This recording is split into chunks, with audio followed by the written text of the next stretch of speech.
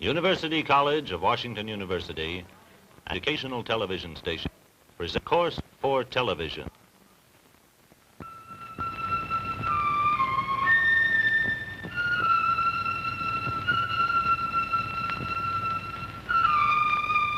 The Religions of Man, with Dr. Houston Smith, Associate Professor of Philosophy at Washington University.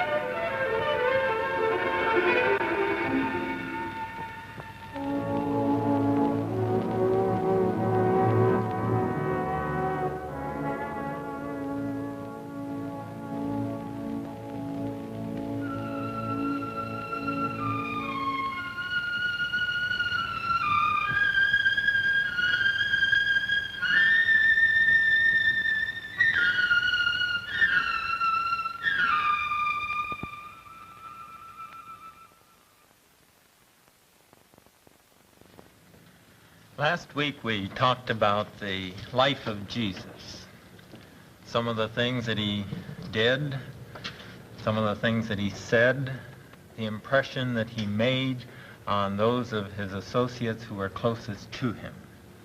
Tonight we pick up the story from there. What happened immediately following his ministry is, of course, well known to everyone. After mingling with the people, teaching them for a number of months, we're not sure just how many, they took him and they killed him. He was executed, died. That might very well have been the end of the story.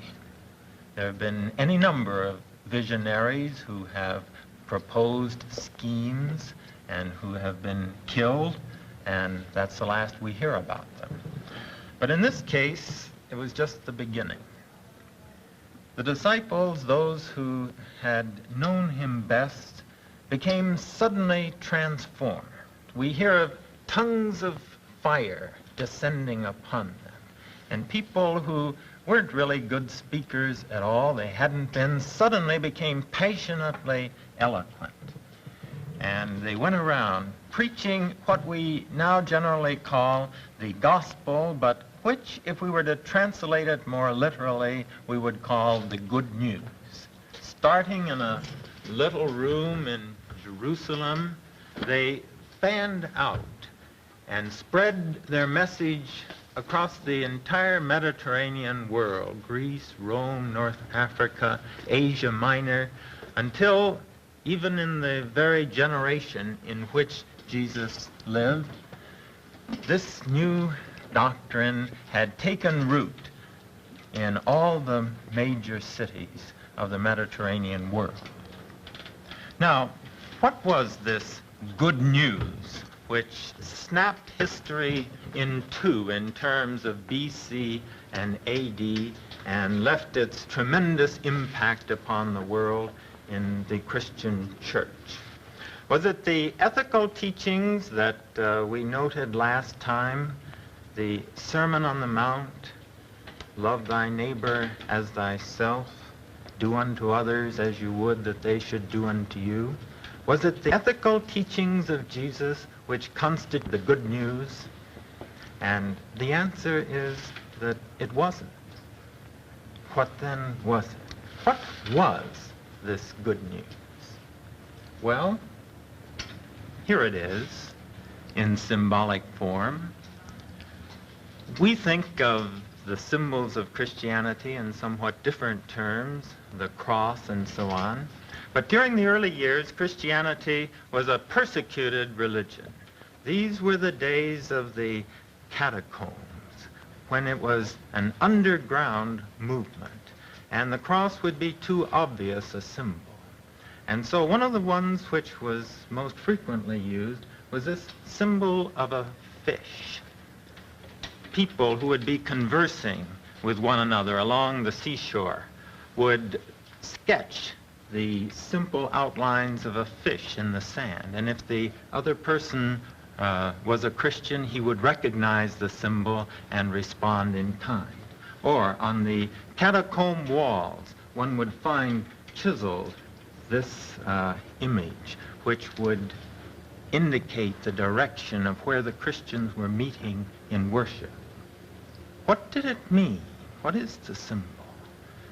And the answer is found in this fact, that the Greek letters which make up the word fish, each one of them stands for a key term in the Christian faith.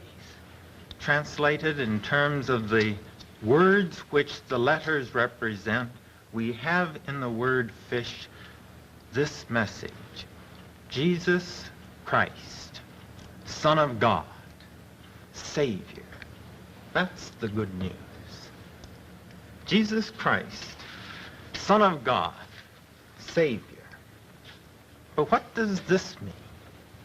Well, some who go to church every Sunday have been brought up with this and know very well what this means. It's self-evident to them. But what we want to do this evening is try to go back behind this immense history of Christendom to find out what this meant to those early Christians. What was the good news? Literally, when it was news. Well, to see what it meant, we have to go back to those who preached it and to those who heard it.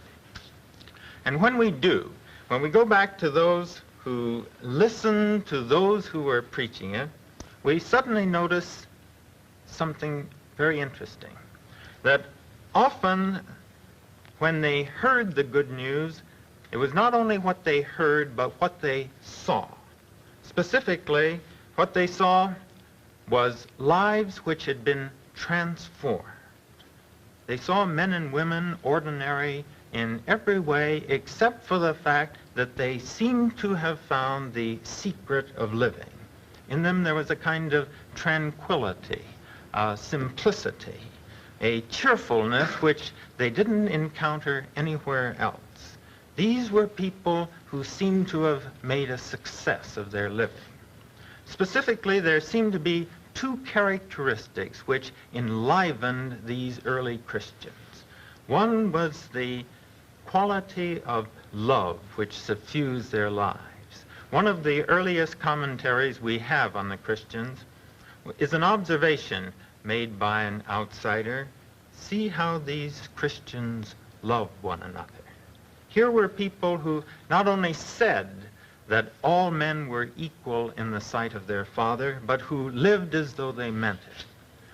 But the other great quality, perhaps even more conspicuous in the lives of these early Christians, was the quality of joy. If any two things are clear, I suppose they're these, that the word which we use to characterize most people's religious experience would not be the word radiance.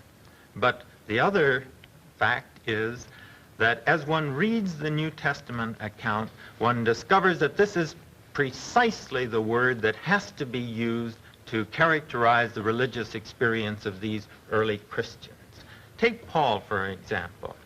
Here was a man who could outdo almost anyone in terms of the sufferings he had gone through. Just name anything in the way of sufferings, and Paul could go you one better.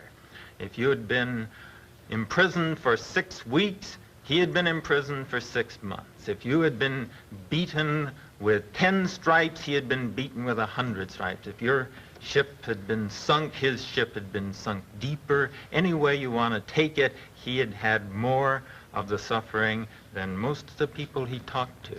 And yet, here was a life whose constant refrain was joy.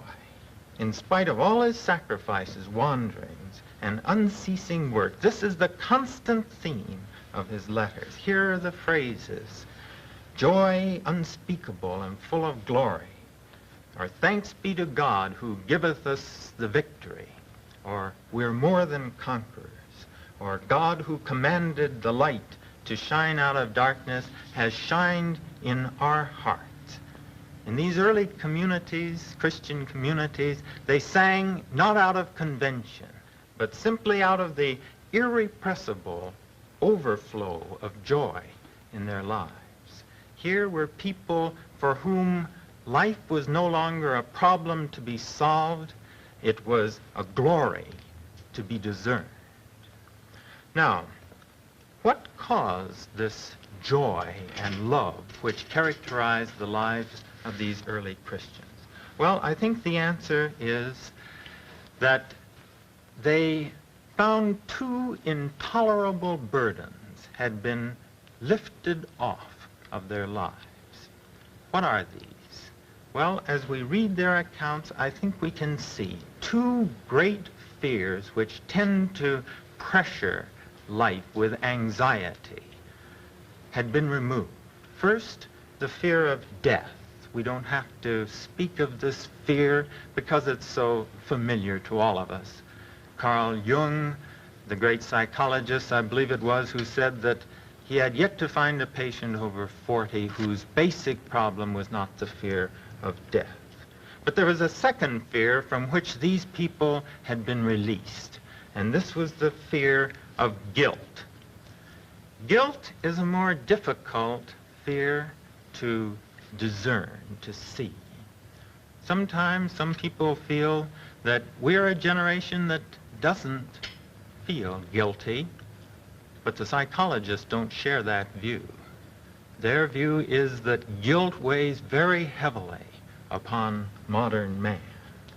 Everybody has his distinctions between good and bad. You can't live without having these distinctions.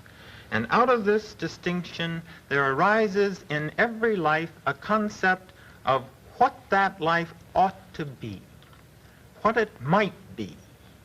And out of this comes a sense of one's destiny, the life which might be mine. And then along with that, paralleling it right by the side of it, is the realization of failure, the times in which we act against the norm, not merely the times in which we're cruel or indecent to other people, but in times in which we fail to live up to what might be our opportunity. Well, this is abstract, and yet it's very real, too. It's something we don't sense while the sun is out during the daylight hours, but after we go to bed, as we lay in bed, the sense of failure is likely to come to all of us. One gets it in expressions like Gerard Manley Hopkins, the poet, "I wake and feel the fellow night, not day." And then going on, "Self-yeast of the spirit, a dull dough sours." Or I just heard today, Keats, we think of him as a silver-tongued poet, and yet what epitaph did he have on his tombstone? It was these lines, "Here lies a life which was written in water." Well, in its acute form, this sense of failure, of guilt, can come to a sense of self-condemnation, which can be terribly repressive upon life. When we ask then, why the joy in the lives of these early Christians, I think we have to say it was because these two great fears had been taken from them, the fear of death and the fear of guilt and self-condemnation. Now, we've been asking, what does the good news mean for the early Christians? And we've tried to root this meaning back basically into their experience, because we must never forget that the creeds didn't come first and the experience thereafter. It was the experience of a new life, of a salvation, a changed and transformed and redeemed life, which came first, and the creeds came in after to try to explain what they had experienced. When they asked themselves what caused this change in the quality of their life, then they traced it universally back to their experience with Christ, because we're talking about the early Christians, the people who had known him, who had lived with him, and who had experienced his presence. During their time with them, we saw last week, they came to the conclusion that he was divine. And out of this, they came to an experience of God's love. God's love was no longer for them an abstraction. Here it was, something which they had concretely realized. Here then was the ultimate power of the universe, God, who they had felt as concretely loving them. And moreover, this God not only had demonstrated his love for them by dying for them, and greater love hath no man than this, but beyond that, he had demonstrated his power by transcending death. This they were convinced of because of the resurrection experience.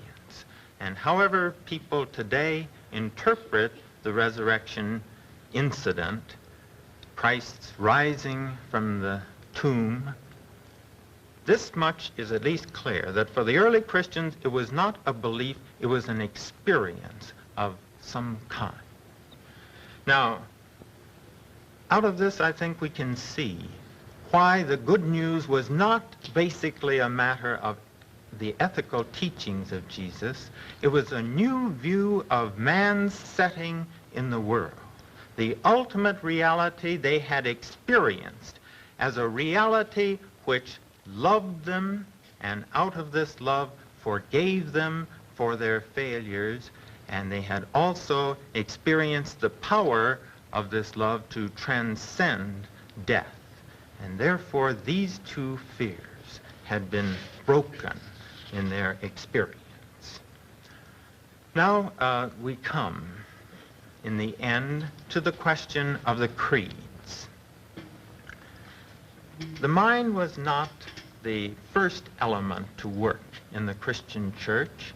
What we have tried to show, tried to suggest, is that for the early Christians, these concepts were rooted basically in their experience. And yet the mind soon began to enter.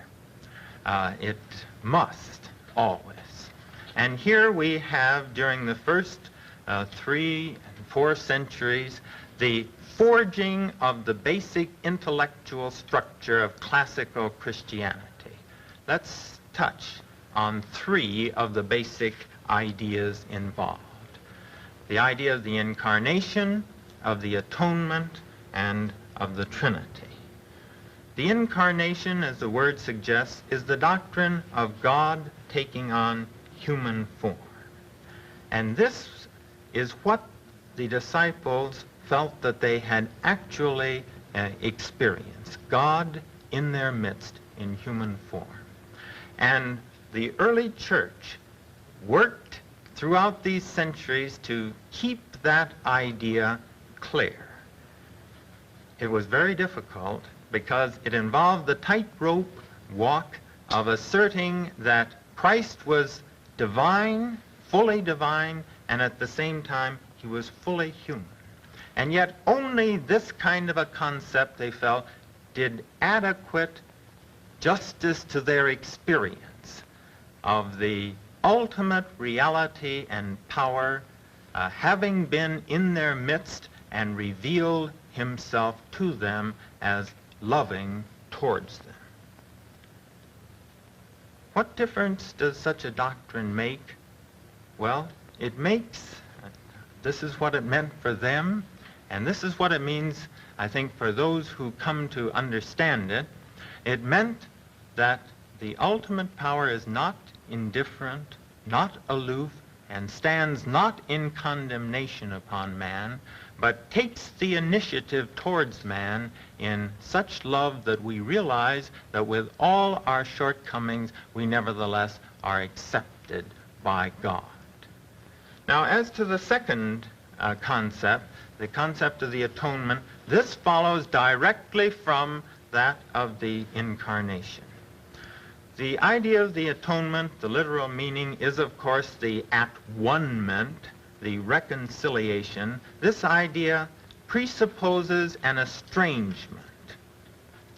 And this is, of course, in the religious concept, the idea of sin.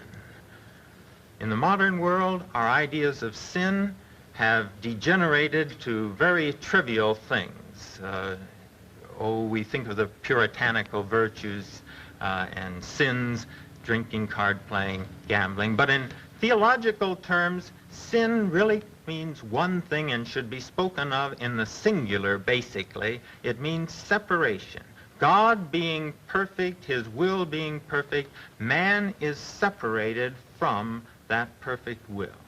He needs, therefore, to be rebound or returned or restored in God's sight.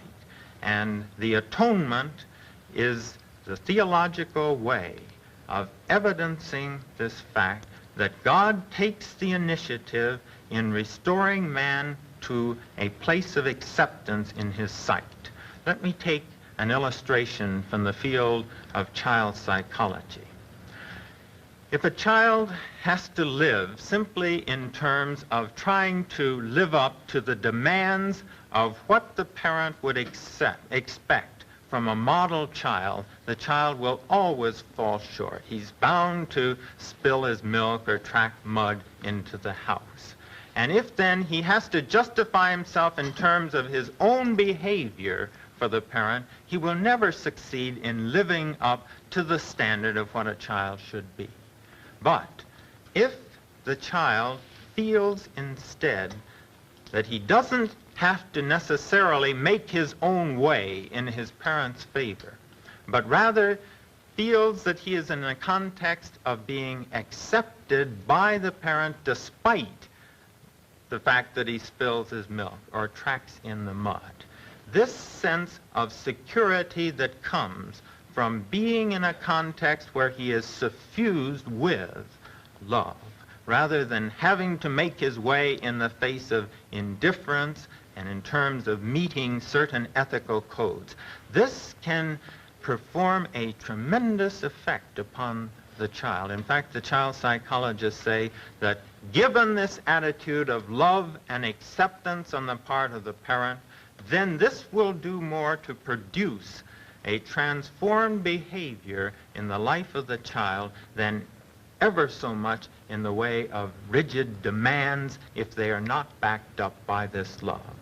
To carry the analogy over into theological terms, what the atonement says to man in its religious meaning is that he stands in a world in which it is not up to him to make his way in terms of God's favor by living up to specific exalted demands, but rather that he is surrounded by a being, a power which accepts, which loves him despite all his failures.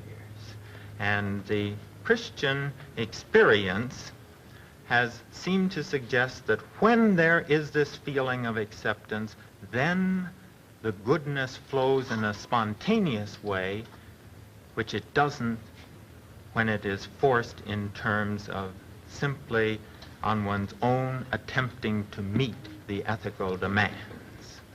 I come in the close to the idea of the Trinity.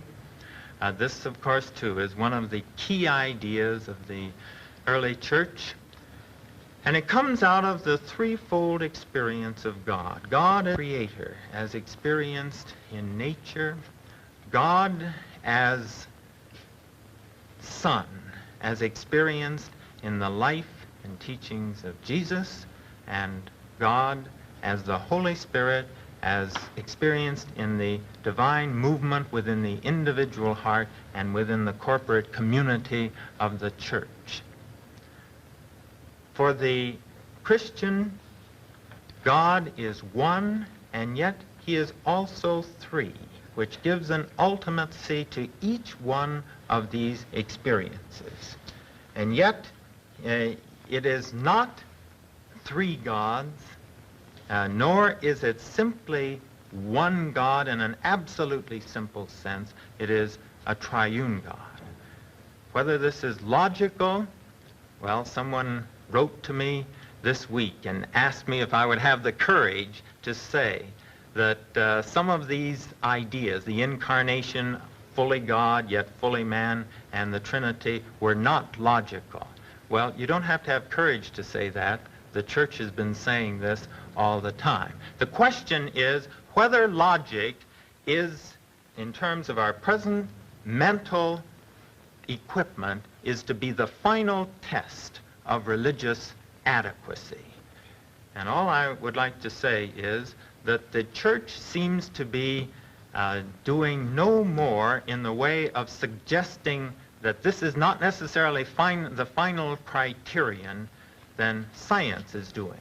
Because if there were time, we could quote Oppenheimer, Niels Bohr in The Principle of Complementarity, in which they're proposing that when there is evidence to support two contradictory sides of a proposition, it is better to hold these in tension of contradiction, hoping that there will be a time coming later in which their conflict will be resolved.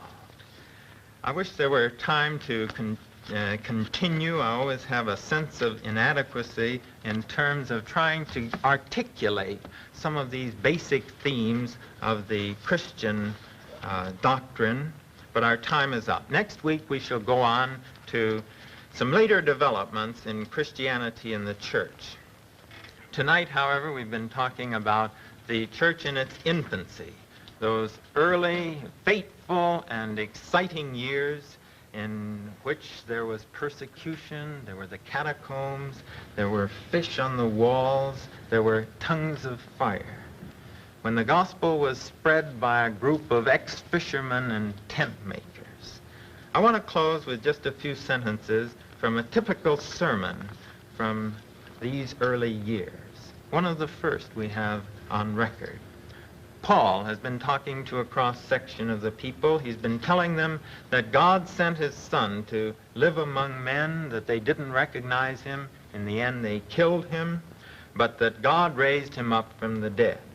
And winding up his sermon, he says, and this is the good news which we have to tell you, that the promise made to our fathers has been fulfilled by God for us, their children, in the raising of Jesus to life. Beware then that what the prophets said does not apply to you. For the prophets wrote, look at this, you scornful souls, and lose yourselves in wonder. For in your days I do such a deed that if man were to tell you this story, you would not believe him.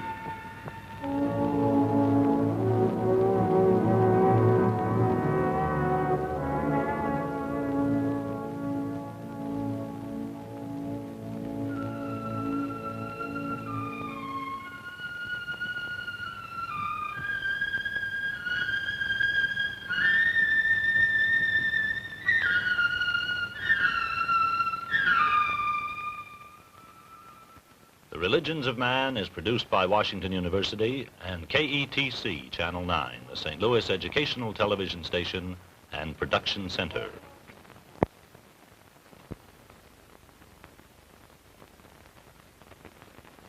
This is National Educational Television.